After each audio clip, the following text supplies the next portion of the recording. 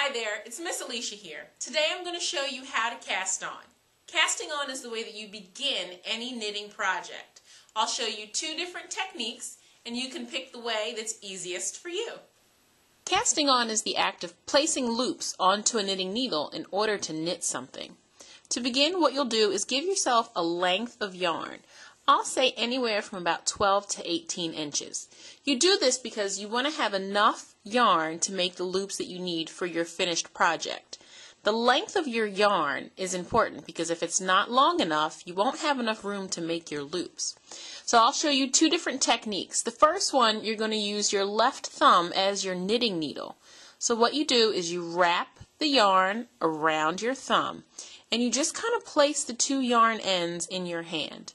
You'll then take your knitting needle in your right hand, you're going to go underneath, and then using the piece of yarn that's attached to the ball, you're going to wrap it around the back of that needle, bring your needle underneath, and then slide it off.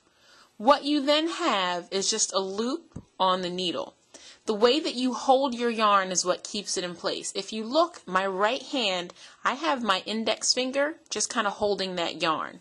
What I then do is wrap the yarn around my thumb again, come underneath, take the piece of yarn attached to the ball, wrap behind, take my needle and slide under the loop, and now I have my second loop on my needle. I continue that for as long as I want to. If I want a really wide scarf, say, then perhaps I would cast on maybe 20 stitches or so. So it just depends on how wide you want your finished project to be. For technique 2 of casting on, you do the same thing. You give yourself a length of yarn, but then what you want to do is use your thumb and your pointer finger kind of like a slingshot. So you wrap your yarn around your thumb and pointer finger, and then again you're going to bring the fingers over the yarn. Then you take your needle, you go underneath, and then you cross over the back end that's in between your thumb and pointer finger, come back up and pull. I'll bring that thumb back under the loop again, and I'm going to come underneath, over, and pull.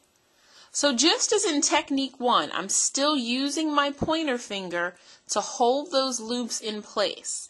And then I just keep repeating that until I have as many loops on my needle as I want to for my project.